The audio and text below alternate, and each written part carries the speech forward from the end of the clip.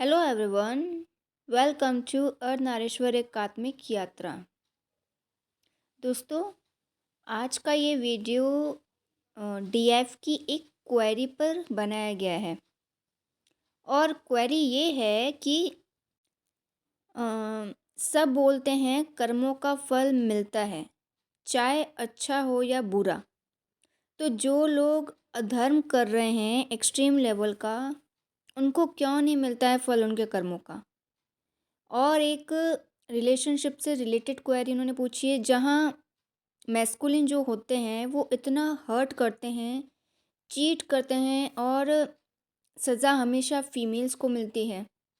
Married mail affair करे, cheat करे तो भी पूजनीय, और अगर मैरिड फीमेल प्यार करे सच्चे मन से तो कैरेक्टरलेस। ऐसा क्यों, जबकि प्यार करना गुनाह तो नहीं। फीमेल्स को ही इतना गिल्ट क्यों फील कराया जाता है? मैस्कुलिन्स को इतनी फ्रीडम क्यों सोसाइटी में? वो कुछ भी क्यों कर सकते हैं? तो पहले तो मैं ये कहना चाहूँगी कि आप बहुत भाग्यशाली हो, जिन्हें मौका मिल रहा है पैटर्न्स को तोड़ने का। क्योंकि जितना मैंने इस जर्नी को समझा है, जितना मैं समझ पाई हूँ, ऑब्ज़र्व कर पाई हूँ, इंसान इतने बड़े चक्र में अगर फंसा है तो वो पैटर्न्स ना तोड़ पाने की वजह से। रीज़न सिर्फ यही हो सकता है कि वो पैटर्न्स तोड़ नहीं पा रहा। कर्मा की बात की जाए तो पुरुष हो चाहे महिला हो, जो इतना दुख झेलने के बाद भी पैटर्न्स को, कंडीशनिंग को तोड़ ही नहीं पा रहे हैं या उनको मौका ही नहीं मिल रहा, तो इससे बड़ा कर्मा, बिगेस्ट कर्मा कि और कुछ हो ही नहीं सकता है किसी भी इंसान के लिए। अगर कोई अपनी कंडीशनिंग को, पैटर्न्स को तोड़ ही नहीं पा रहा है, उसे बदल नहीं पा रहा है, तो वही जो पैटर्न्स है, कंडीशनिंग है, कर्मा के रूप में है, सबसे बड़े कर्मा के रूप में है, वो जो भुगत रहे हैं। आपके सवाल में ही जवाब छुपा है कि लोग अधर्म करते हैं, उनको कर्मा क्यों नहीं मिलता। उनका अधर्म ही सबसे बड़ा कर्मा है उनके लिए। मैस्कुलिन्स जो हर्ट करते हैं, चीट करते हैं, अफेयर करते हैं, तो यही उनका कर्मा है। उनको ऐसा कर्मा मिल रहा होता है जो कि बहुत ही सूक्ष्म है, जिसके बारे में पता ही नहीं चल सके। यानी जो अधर्म करने वाले हैं, जितने भी गंदगी अपने अंदर समेटे हुए हैं, जो लोग भी पापी होते हैं, इस पृथ्वी पर जितने भी पापी हैं जो अधर्म कर रहे हैं, अपने अंदर उन्होंने जितनी भी गंदगी समेटे हुए हैं, वही गंदगी, वही उनका डिस्टॉर्शन उनका कर्मा है। बाहर बाहर से आप देखते हैं कि ऐसे लोग हंस बोल रहे हैं, फ्रीली अपनी लाइफ जी रहे हैं, लग्जरियस लाइफ में हैं, मतलब लग्जरी में ही उनकी लाइफ बीत रही होती है, और हमको ये लगता है कि ये तो मौज में है, कोई दुख ही नहीं है इनको, पीड़ा ही नहीं है इनको, इनके कर्म का फल मिल ही नहीं रहा इनको। पर जिन्होंने भी बहुत ज़्यादा इनर वर्क किया है, पर थोड़ा और गहराई में जाइए, आत्मस्थ होकर सोचिए, ऐसे लोग जिन्होंने अपनी डिविनिटी, अपनी मनुष्यता हमेशा हमेशा के लिए खो दी, क्या ये अपने आप में बहुत बड़ा कर्मा नहीं है ऐसे लोगों के लिए? अपनी डिविनिटी वो खो चुके हैं हमेशा के लिए।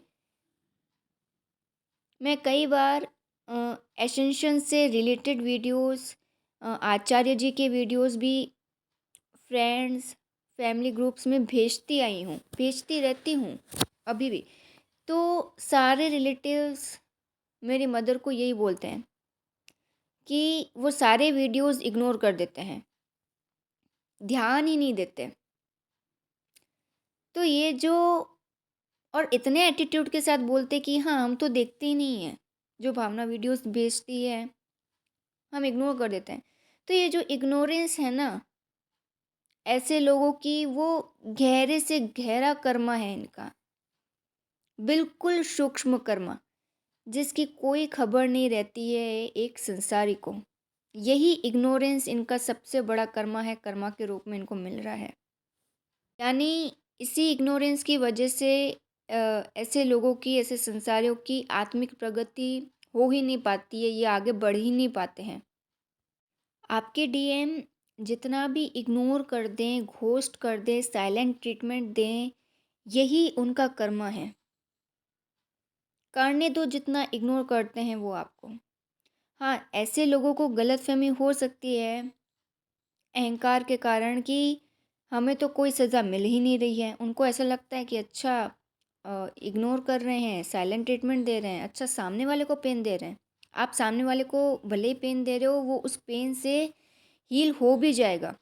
यूनिवर्स कोई ना कोई डिवाइन कोई ना कोई वे निकालेंगे, रास्ता ढूँढेंगे, या उनके जो भी है ऑब्स्टेकल्स हैं वो रिमूव करने में उनकी हेल्प करेंगे। पर जो पर्सन इग्नोर कर रहा है, वो इग्नोरेंस उसके लिए कितना बड़ा कर्मा है ये उसको खुद ही को नहीं पता होता है। तो करने दो डीएम को जो करना है। वो उनका अहंकार है, अहंकार के कारण उनको गलतफ़हमी हो जाती है कि उनको कोई सज़ा मिल ही नहीं रही है, पर उन्हें अंदाज़ा भी नहीं होता कि कितना पतन हो रहा है उनका, कितने नीचे डायमेंशंस में वो जा रहे हैं। मैस्कुलिन्स इतना सारा वुंड्स, ट्रॉमा, इतने एडिक्शंस लेके जी रहे होते हैं, इसकी कोई खबर नहीं होती है उनको। और इससे भी बड़ी सज़ा उनको मिल रही होती है कि अपनी ही इनर फेमिनिन एनर्जी से कनेक्ट नहीं हो पाते हैं। युगों युगों से जो शोषण पुरुषों ने महिलाओं पर किया है, इससे ज़्यादा भयावह कर्मा और क्या हो सकता है उनका, सोचिए ज़रा। हमारी आदत ही रही है कि हम कर्मा मानते हैं कि अ, किसी को गंभीर बीमारी हो गई तो उसका कर्मा है, किसी को फाइनेंशियल क्राइसिस हो गए, किसी का बेटा, किसी का पति पत्नी मर गए, कोई अपने किसी क्लोज वन से बिछड़ गया तो बस यही कर्मा है, यही इसी को कर्मा बोलते हैं। नहीं, हम फिजिकल फॉर्म में ही कर्मा को देखते हैं कि शरीर की पीड़ा मिलनी चाहिए, बस किसी व्यक्ति को अगर सज़ा मिलनी चाहिए तो शरीर की पीड़ा, पर वो बहुत गहरी सूक्ष्म पीड़ा भुगत रहे होते हैं, वो किसी को दिखती ही नहीं है। याद रखिए, आप अगर किसी का उद्धार करना चाहते हैं, मदद करना चाहते हैं, उसे उसके ट्रॉमा से बाहर निकालना चाहते हैं और सामने वाला व्यक्ति इग्नोर कर दे, इनकार कर दे, तो उसकी इग्नोरेंस को ही उसका कर्मा मान लें। दुर्योधन का, कंस का, रावण जैसे महापापियों का कर्मा ये थोड़ी था कि उनकी मृत्यु अवतारों के हाथों ही। मृत्यु तो सबको आती है भाई, जो व्यक्ति बहुत ज़्यादा पुण्य कर रहा है, बहुत अच्छे काम कर रहा है, नेक कर्म कर रहा है, वो भी एक दिन मरेगा ही। मृत्यु को कभी भी कर्मा के फॉर्म में नहीं लेना चाहिए। वो तो जो संसार में आया है वो तो जाग के ही रहेगा। तो इन लोगों का कर्मा, उनका कर्मा ये था कि वो गंदी मलिन चित्त लेके मरे, बिना किसी सुधार के, बिना पापों के प्रायश्चित करे ही, बिना अपनी डिविनिटी को वापस पाए ही मर गए। ये था उनका कर्मा, और यही कर्मा आम संसारी का भी होता है अगर वो ऐसी मृत्यु प्राप्त करता है तो। ये जितने भी 3D में लोग हैं जो हम जैसे असेंशनर्स पर, ट्विन फ्लेम्स पर हमारे वीडियोस सुन के हम जो गाइडेंस लाते हैं तो वो सुन के नेगेटिव कमेंट्स करते हैं, हंसते हैं, मजाक बनाते हैं, या स्पिरिचुअलिटी का ही मजाक बनाते हैं कि स्पिरिचुअलिटी जैसा कुछ नहीं होता है, कर्म है तो भुगत लेंगे अगले जन्मों में, और इग्नोर करते आते हैं, करते रहते हैं, करते रहते हैं इनर वर्क को। तो ये इग्नोरेंस ही इनका सबसे बड़ा कर्म है कि बिना किसी सुधार के और बिना अपनी डिविनिटी को पाए ये मृत्यु को प्राप्त होते हैं। और फिर ऐसे ही साइकिल्स पे साइकिल्स इनकी जन्म मृत्यु के चक्र में फंसे रहना। तो अगर अंदर मलिनता लेके ही मरे, इससे गहरा कर्म और क्या हो सकता है किसी भी व्यक्ति के लिए। आप जो भी केसेस आपको लगता है कि मैरिड मेल हैं, चाहे कितने ही अफेयर करें, चीट करें, समाज में तो पूजनीय हैं। जी नहीं, समाज ने अगर सबसे बड़ा धोखा अगर किसी को दिया है तो वो है पुरुष। जैसे ही लड़का 10 साल का होता है उसकी ऐसी कंडीशनिंग शुरू हो जाती है जो महिलाओं के विरुद्ध हो। उसे प्रिपेयर किया जाता है बहुत अर्ली एजेस से उसको प्रिपेयर किया जाता है कि आगे जाके एडल्टहुड में वो शोषण करे, हिंसक बने महिलाओं के खिलाफ। तो महिलाओं के विरुद्ध उसकी कंडीशनिंग शुरू हो जाती है। उस पुरुष से इंसान रहने तक का हक छीन लिया जाता है। वो पुरुष अपनी ही शक्ति से इतना दूर हो जाता है कि फिर उसके इनर ट्रांसफॉर्मेशन के सिर्फ 10% चांस होते हैं, वो भी अगर डिवाइन की ग्रेस होती है तो। वो जो कंडीशनिंग हो रखी है ना इतने सालों की, वही पुरुष वर्ग की सज़ा है, उसका कर्मा है। वो कंडीशनिंग जो उनको मिली है ना, कर्मा के रूप में मिली है कि वो पुरुष बन के जन्म ले रहा है। वो पुरुषों की गलतफहमी है अगर उनको लगता है कि समाज में वो पूजे जा रहे हैं। नहीं, कई बार मुझे ये लगता है कि 90% पुरुष जो है अक्ल के अंधे होते हैं। और मैं जानती हूँ, मैंने ये बात बोली और इस पे काफ़ी होंगे पुरुष जो ट्रिगर हो जाएंगे अगर वो वीडियो सुन रहे हैं तो, कि ऐसे कैसे बोल दिया, पर होते हैं। सोसाइटी ने इतनी करप्ट कंडीशनिंग करके उनको छला होता है, वो उनको दिखता ही नहीं है। इसलिए मैंने बोला कि अक्ल के अंधे होते हैं। मतलब ठीक है, एक 10 साल 15 साल के बच्चे के साथ वो कंडीशनिंग हो रही है उसकी, तो उसको हम ब्लेम नहीं कर सकते। पर आप 18 क्रॉस कर जाते हो, आप एडल्टहुड में वो एंटर करते हो, प्रवेश करते हो, उसके बाद आपको वो बुद्धि भगवान ने दी है कि आप सोचो आपके साथ क्या हो रहा है, आपको क्या बनाया जा रहा है।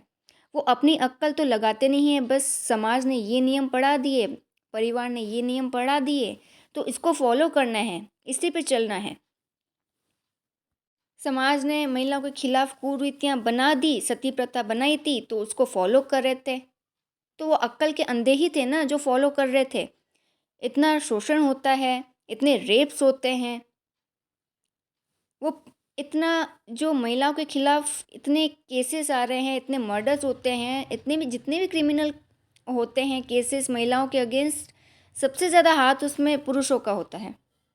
और वो पुरुष ये सोच रहे होते हैं कि कानून तो हमारा कुछ बिगाड़ नहीं पा रहा है, सोसाइटी तो हमारा कुछ बिगाड़ नहीं पा रही है, हमारा तो कोई विरोध हो ही नहीं रहा है, हम तो पूजनीय हैं। नहीं, पूजनीय नहीं हैं आप। सबसे यही जो आप इतना शोषण कर रहे हैं, इतने हिंसक है, ये हिंसा आपके जो अंदर भीतर बैठी हुई है, यही आपके कर्मा के फॉर्म में है। आपको आपका कर्मा मिल रहा है, पुरुष होने का ही दंड मिल रहा है आपको, क्योंकि समाज ने आपसे बहुत सालों पहले आपकी इंसानियत छीन डाली, आपका वो हक छीन लिया सोसाइटी ने। और सिर्फ पुरुष की ही बात क्यों की जाए, सोसाइटी ने लड़कियों के साथ भी धोखा किया है कि हमें रोने की पूरी पूरी छूट दे दी। हमारी कंडीशनिंग कैसे होती है लड़कियों की, पूरी फ्रीडम दे देते हैं कि हाँ रोते रहो रोते रहो रोते रहो, बस आंसू बहाते रहो। हमें सिखा दिया है ओवर शेयर करना, ओवर गिवर बनो, ओवर एक्सप्रेस करो। वहीं पुरुषों में इनमें से कुछ भी नहीं होता है। क्यों पुरुष इतने युगों से महिलाओं के लिए इतने हिंसक रहे हैं? क्योंकि समाज ने उनकी इंसानियत तक छीन ली है। महिलाएं फिर भी आगे चल के स्पिरिचुअली ट्रांसफॉर्म हो जाती हैं, उन्हें वो अवसर मिलता है, पर पुरुष उससे भी चूक जाते हैं। अब बताइए कि पुरुषों को इससे बड़ा कर्मा क्या मिल सकता है? हम तो फिर भी महिलाएं इनर वर्क करती हैं, हमें एसेंशन की जर्नी मिल जाती है। हाँ, सबको नहीं मिलती हैं, जो ट्विन फ्लेम्स होते हैं जिनका इनर वर्क पास्ट लाइफ का रहता है, उनको मिलती हैं। पर हमें चांस मिलता है स्पिरिचुअली खुद को ट्रांसफॉर्म करने का, पर पुरुषों को तो मिल ही नहीं पाता है। तो सबसे ज़्यादा कर्मा भुगत कौन रहा है, आप सोचिए? महिलाएं भुगत रही हैं या पुरुष भुगत रहे हैं? मैस्कुलिन्स भुगत रहे हैं। मतलब इतनी दयनीय स्थिति बन गई है आज के पुरुषों की, बाहर बड़े शेर बन के घूमते हैं, इतना घमंड होता है अपनी मैस्कुलिनिटी पर। नहीं भाई, समाज ने उनकी शक्ति ही छीन ली है। ईगो ईगो की तो बात ही नहीं है उसमें। सोसाइटी ने उनको अपनी जो इनर फेमिनिन होती है, अंदर की शक्ति होती है, बाहर भी वो अपनी डीएफ को खो ही देते हैं। तो ये जो इस जर्नी में सिखाया जाता है ना कि डीएनए हीलिंग करनी है, एंसेस्ट्रल हीलिंग करनी है, तो हील करना क्या है? हमारे हज़ारों हज़ारों पूर्व एंसेस्टर्स की कंडीशनिंग जो हमारे भीतर बैठी हुई है, जो हमें डीएनए के थ्रू मिली है, वो कंडीशनिंग, उसी कंडीशनिंग का अवलोकन करना है और बाहर निकाल के फेंकना है। ये करना होता है हमारी जर्नी में। वो पूरा इनर वर्क इसलिए ही होता है। अगर अकेले आप कंडीशनिंग के रूप में इतना बड़ा कर्मा खुद से हील नहीं कर सकते हैं, तो अगर खुद से हील कर सकते हैं तो बहुत अच्छी बात है। अगर आपको गाइडेंस समझ में आ रही है तो आप खुद से हील करिए।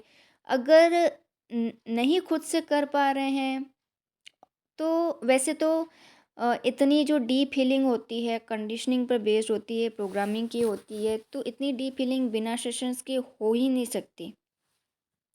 तो फ्रेंड्स, पर्सनल सेशंस के लिए आप मुझसे टेलीग्राम पर फीस स्ट्रक्चर पूछ सकते हैं। सो फ्रेंड्स, ये था आपकी क्वेरी का जवाब। आई होप आपको अच्छे से समझ आया होगा कि अपनी कंडीशनिंग पर कैसे वर्क करना है आपको। तो मिलते हैं नेक्स्ट वीडियो में। Till then, goodbye and God bless you.